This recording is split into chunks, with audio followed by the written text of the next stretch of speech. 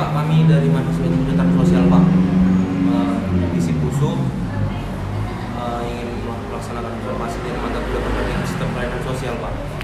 Dosen pengampu kami Bang Fajar.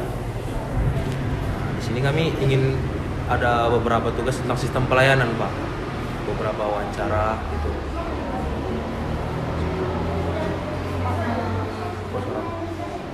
Pak, bisa pantinya didirikan mulai dari tahun berapa? 2018. 2018. Spesifiknya tanggal berapa? Kalau Panti Asuhan Talenta Delpita berdiri pada tanggal 4 tanggal 2 bulan 4 2018. Masih 3 tahun ya. Iya. Apa namanya Pak, dasar berdirinya panti ini Pak gitu? Entah dari apa gitu Pak? Oh. Ya awalnya saya bersedia untuk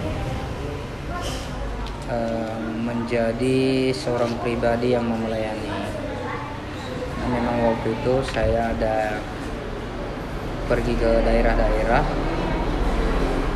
lalu saya melihat anak-anak itu ternyata banyak yang nggak bisa sekolah, banyak yang tidak ada yang memonitoring mereka, dan paling utama adalah ternyata anak-anak di Indonesia ini masih banyak yang tidak bisa sekolah dan tidak makan karena kelalaian daripada orang tua. Karena mereka ini ada 4 backgroundnya. Yang pertama ada yatim piatu, ada piatu, ada broken home dan terlantar. Nah, jadi kalau dia yatim piatu berarti bapak mamanya tidak ada. Kalau yatim berarti bapaknya tidak ada. Kalau piatu mamanya yang tidak ada. Yang broken home ini ya suami istri cerai, lalu si istri menikah ke orang lain, si suami menikah juga ke orang lain, atau bagaimana caranya mereka, akhirnya si anak itu jadi terlantar. Kalau tadinya yang poin keempat adalah terlantar atau fakir miskin, ya itu orang tuanya dua-dua utuh ada, tetapi tidak punya pekerjaan, jadi mereka untuk menyekolahkan bahkan menafkahi, mensejahterakan si anak itu nggak bisa. Akhirnya itulah lahir Panti Asuhan Talenta Delpita, karena memang kita mau bagaimana supaya anak-anak Indonesia ini mendapatkan hak yang sama. Artinya tidak mungkin hanya anak pejabat yang bisa sekolah, tidak mungkin hanya anak pegawai negeri yang sekolah. Jadi kalau boleh ya sama-sama lah kita mengambil bagian untuk mengambil tanggung jawab untuk anak-anak panti. Ya. Pak, kalau misalnya anak yang kurang mampunya, ada nggak orang itu waktu yang pulang ke rumahnya atau gitu? Gimana? Kan ada tadi beberapa anak yang orang tuanya nggak mampu, makanya dia dititipkan ke panti. Iya. Ada nggak waktunya kayak misalnya Senin sampai Jumat aja di panti, Sabtu Minggunya di rumah orang tuanya gitu? Oh, enggak. Nggak ada ya? Enggak. Kalau di sini ya ini bukan rumah singgah. Oh iya. Kalau ini memang panti asuhan. Artinya si anak ini kita terima dari SD. Mungkin yang mengantar mereka di sini adalah keluarga mereka atau satu kampung dengan mereka. Kebanyakan kalau di kampung itu melalui kepala desanya. Karena di saat kita menerimanya juga kita ada asesmennya lagi. Dalam artian benar nggak, layak nggak si anak ini kita bantu. Ya, karena hidup di panti asuhan itu saya rasa ya itu pilihan terakhir untuk si anak. Karena di dalam panti asuhan itu memang benar-benar kita press mereka, satu kedisiplinan, kemudian itu kebersihan, ketiga dan yang paling utama itu adalah kerohanian. Kemudian setelah mereka sampai di sini kan udah jelas 36 orang di sini anak. Jadi Jadi satu orang itu beda karakter. Ketika mereka bersatu di sini, tentu ya awal-awalnya ada yang ini, yang artinya katakanlah berantem. Nah, jadi oleh sebab itu di panti ini kita harus bentuk karakter mereka. Bahkan kalau saya bilang ke mereka, kalau saya nggak sanggup membentuk kalian, maka saya tidak mau tanggung jawab. Saya akan kembalikan ke kampung halaman. Mau jadi apa kalian di sana itu urusan kalian. Tapi puji Tuhan anak-anak kita di Panti Asuhan Talenta ini semua anak-anak yang memang mau dibentuk, anak-anak yang memang punya cita-cita, sehingga buktinya ya ada beberapa orang mereka yang di sekolah mereka itu mereka rata-rata ranking Berprestasi, Pak. Iya, mereka rata-rata berprestasi. Kalau di sini SMK-nya di kelas dia anak kita yang megang. SMA juga. Kelas 1, kelas 2, kelas 3 SMA anak-anak kita dari sini yang megang ranking 1. Kalau kan ini panti ini berdiri Bapak sendiri kayak mendirikan atau ada beberapa teman gitu, Iya, Pak? pendirinya adalah saya sendiri. Tapi kita harus melengkapi yang namanya struktur organisasi. Jadi kita di sini pendirinya adalah saya, lalu ada ketua, ada sekretaris, ada bendahara. Nah, pelindung juga ada dan badan pengarah atau penasehat. Ya, jadi jumlahnya di sini total itu sekitar 6 orang. Hanya yang lebih aktif di dalam adalah saya sebagai pendiri dan ada ibu bendahara, itu yang selalu ada di dalam. Sumber dananya, Pak? Kalau sumber dananya itu adalah sumber penghasilan saya sendiri. Ketepatan saya juga punya usaha. Saya juga sebagai kepala sekolah di SMP. Kemudian kalau yang lain-lain itu adalah uluran tangan daripada orang-orang yang memang mau mengambil bagian untuk bersama-sama membantu anak panti. Ada nggak batasan usianya, Pak? Kalau batas usianya 18 tahun paling maksimalnya. Ya. Jadi misalnya setelah dia misalnya masuk di umur 15 tahun gitu, Pak. Kalau udah umur 18 tahun gimana? Karena lewat 18 tahun. Oh, maksudnya masuk pertama saja. Masuk pertama, katakan misalnya dia masuk umur 17 tahun. Berarti kan 3 tahun dia SMA. Ya. Berarti dia umur 20 tahun. Boleh. Asalkan jangan dia masuk Di atas 18 tahun. di atas 18 tahun. Kalau sampai tua pun mereka ada di sini yang memang dia dulu masuk ke kita itu masuk SMA. Kemarin dia sudah tamat dan kita kuliahkan lagi. Kita kuliahkan. Di sini ada 2 orang anak kuliah. Kita kuliahkan. Kalau apa misalnya program yang bisa yang selalu lah Bapak terapkan di Panti Asuhan ini Soalnya apa? kan Pak, jam segini kegiatannya ini gitu. Semua satu hari itu full dengan roster atau sudah ada jam-jamnya masing-masing. Ya. Jadi untuk lebih jelasnya kalau perincian itu kita ada program harian, program mingguan, program bulanan. Nah kalau harian, mingguan, bulanan, bahkan tahunan, bahkan penutupan setiap tahun itu seperti bulan 12 ini kita akan tutup tahun, tentu kita ada program di situ. Nah, jadi untuk lebih jelasnya silakan saja dilihat di sana. Di sana sudah tertera semua. Di sana semua programnya. Mengenai visi misi Pak, visi misi Kalau visi misi ini di belakang.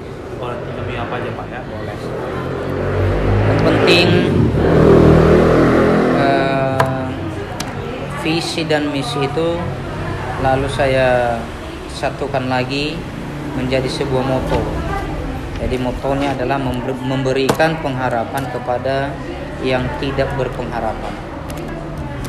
Itu moto daripada Panti Asuhan. Jadi misalnya Pak, ada nggak batas penerimaan? Misalnya kan di sini udah 100 orang. Untuk kondisi saat ini kita paling banyak itu 35 orang. 36.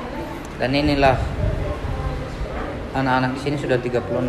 Makanya kemarin ada yang mau minta tolong untuk supaya keluarganya itu masuk di sini, kita tidak terima.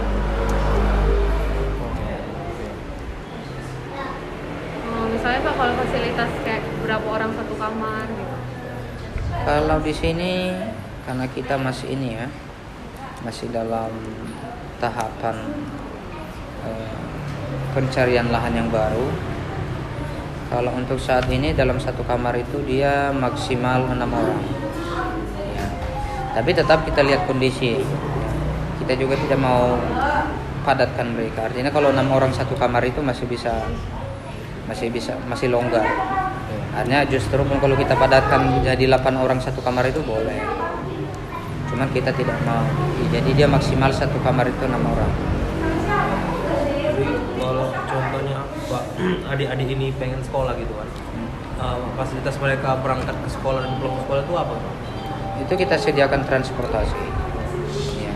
Baik itu kita antar jemput maupun naik angkot. Ya. Kembali lagi ke fasilitasnya kan Pak. Ini kan sekarang kita kan lagi masuk situasi pandemi nih Pak. Banyak sekolah daring, sistem daring. Nah, jadi dari panti ini Pak gimana Pak ke sistemnya belajarnya mereka? Kita tetap mengikuti arahan dan protokoler kesehatan dari pemerintah. Jadi artinya saya juga sudah berupaya mencari yang namanya ya, alat belajar ya, termasuk handphone, laptop, komputer. Karena mereka belajar itu melalui daring, baik itu melalui Zoom, WA atau video. Jadi itu puji Tuhan sampai saat ini masih bisa berjalan dengan baik. Terganggu lagi tuh Pak ya? Tidak. Dalam hal mendidiknya kendalanya selama ini ada nggak Pak?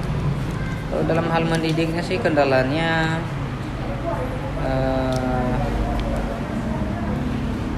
maksudnya di panti ini. Ya, terkadang kan kita sebagai pengurus panti asuhan kita mau si anak ini seperti ini. Tetapi terkadang si anak ini artinya kita lihat dari segi umurnya dia belum bisa untuk kita arahkan ke situ. Sehingga kita coba 3 kali. Kalau tidak bisa, ya sudah itu kita ubah lagi supaya si anak ini jangan stres. Jadi artinya supaya mereka menjalani hari-hari mereka itu penuh dengan sukacita. Ya. Apalagi sekarang ini kan ada istilah belajar sambil bermain. Itu kalau di TK sih sama SD. Nah SMP sama SMA juga ya seperti itu, mereka itu sudah diberikan kebebasan untuk belajar. Ya. Tapi itu tetap kita pantau. Nah yang menjadi kendala tidak ada, hanya yang menjadi kendala paling utama itu karena di dalam panti ini beda-beda usia SD, SMP dan SMA. Jadi peraturan itu kita memang harus tepat peraturan itu. Misalnya peraturan untuk SMA seperti ini, peraturan SMP seperti ini, peraturan SD seperti ini. Nah kalau satu peraturan lalu kita berlakukan untuk SD, SMP dan SMA tidak bisa karena usia mereka itu berbeda. Contoh, misalkan si SMA kan sudah bisa mereka bantu masak. Nah, SMP sudah bisa mereka nyuci baju sendiri, ngepel sama nyapu. Nah, kalau SD tidak bisa. Jadi tidak ada istilah cuci baju sendiri ya. Enggak ada.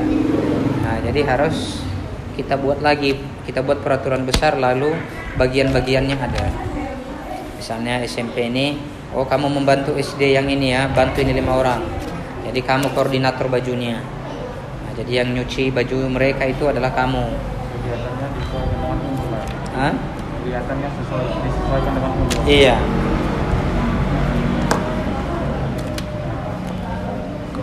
Apa Pak gini kan Pak? Kan pasti kan ada gini kan, contohnya pasti ada jadwal mereka kan, ada kegiatan gitu. Seandainya gitu ada yang melanggar, ada yang lupa gitu. Hukumannya kira-kira sanksi yang diberikan untuk Ya, sama halnya saya di sekolah. Kalau saya di sekolah seperti itu. Misalnya guru bidang studi tidak bisa menangani muridnya, lalu itu diserahkan kepada BK. Ya. Kalau BK tidak bisa menangani itu, serahkan kepada wakil kepala sekolah. Kepala sekolah tidak bisa menangani itu, serahkanlah ke saya atau ke kepala sekolah. Nah, jadi artinya bahwa kalau di sekolah, kalau udah sampai kasus siswa itu sama saya, misalnya contoh dia tidak mengerjakan PR, berkali-kali dia tidak mengerjakan PR. Nah, saya tidak mau pukul, saya juga tidak mau maki, saya tidak mau menghina. Saya hanya sarankan, misalnya dia ada 50 soal nih, yang PR ini yang tidak dikerjakan, saya tambahin lagi jadi 100. Besok tidak selesai, saya tambahin lagi jadi 100. Nah, jadi lama-lama nggak sanggup dia, udah baru kita panggil orang tua, baru di pilihan terakhir. Nah, anak-anak juga di sini seperti itu saya buat. Kalau misalnya dia lalai mencuci piring, oke, yang aturan hari ini dia nyuci piring, besok bukan, gantian. Nah, itu lalai di hari ini dia tidak nyuci piring, maka selama seminggu ke depan dia yang nyuci terus. Jadi si ini off. Ya, begitu pula ya, misalnya nyapu dia lalai tidak menyapu, maka selama seminggu itu dia yang nyapu terus. Iya, tapi selalu kita panggil kenapa kita berlakukan itu sama dia. Artinya intinya adalah kita selalu menyadarkan siswa anak itu. Kita pun menegur, kita pun marahi, ya. Bahkan kita pukul bukan secara fisik, tetapi kita pukul sesuai dengan kata-kata, itu boleh. Ya. Itu boleh, tetapi ya artinya kalau kita marahi dia sekarang, jangan sampai 2 jam, 3 jam ke depan kita diamin. Jangan. Kita marahi dia sekarang supaya dia tahu kesalahannya, baru kita kasih tahu. Nah, saya marah itu begini karena begini, karena begini. Jangan ulangin lagi. Sudah. Kalau ini kan pasti kan ada nih anak-anak yang baru, misalnya anak-anak baru masuk ke dalam panti ini. Pendekatan khusus apa yang dari panti ini buat supaya anak-anak ini cepat beradaptasi? Adakah pendekatan khususnya gitu, Pak? Pasti kan setiap yayasan pasti beda-beda gitu kan. Ya, setiap anak yang baru masuk itu wajib perkenalan diri. Baru saling kenalan, baru kita ajak nyanyi bersama, doa bersama. Habis itu makan juga harus sama-sama. Akhirnya selama 3 hari itu siapapun kawannya yang lama atau anak lama di sini tidak boleh menegur dia selama 3 hari. Nah, katakanlah misalnya dia silap untuk meletakkan sepatunya. Nah, jadi anak yang lama ini dia tidak bisa berbahasa yang kasar. Nah, dia palingan mereka kasih tahu ke saya, Pak, itu anak baru tadi dia naruh sepatunya itu tidak di bawah meja, tetapi di atas meja. Itulah contohnya. Jadi artinya anak lama itu tidak boleh bertindak untuk anak yang baru, karena mereka di sini semua adalah haknya sama. Gak ada istilah senior dan junior. Seniornya cuma saya, juniornya mereka semua. Ya. Lalu Pak,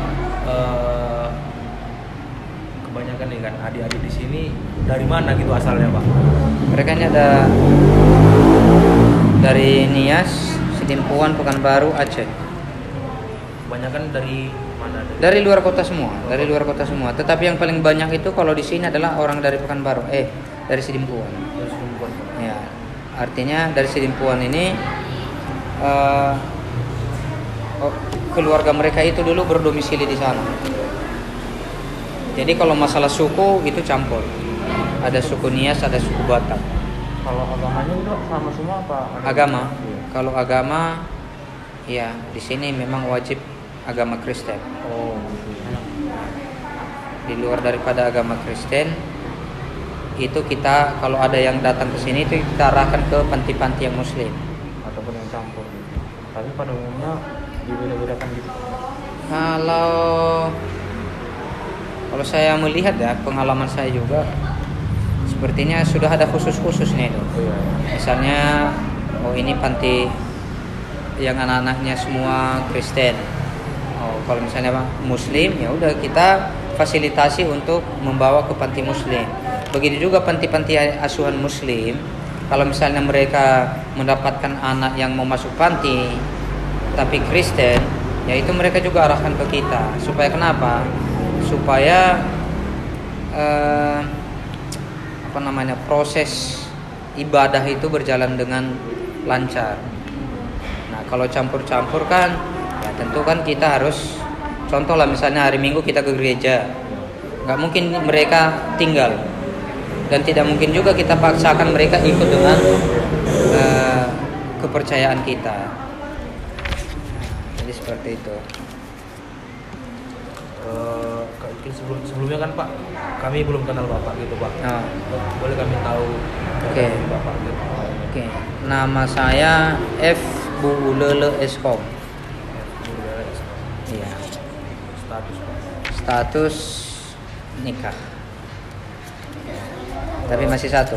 Iya Pak. Dan keluarga tinggal di sini juga Pak. Keluarga tidak tinggal di sini. Oh, jadi Bapak tinggal di sini atau di mana? Terkadang di sini, terkadang juga di rumah.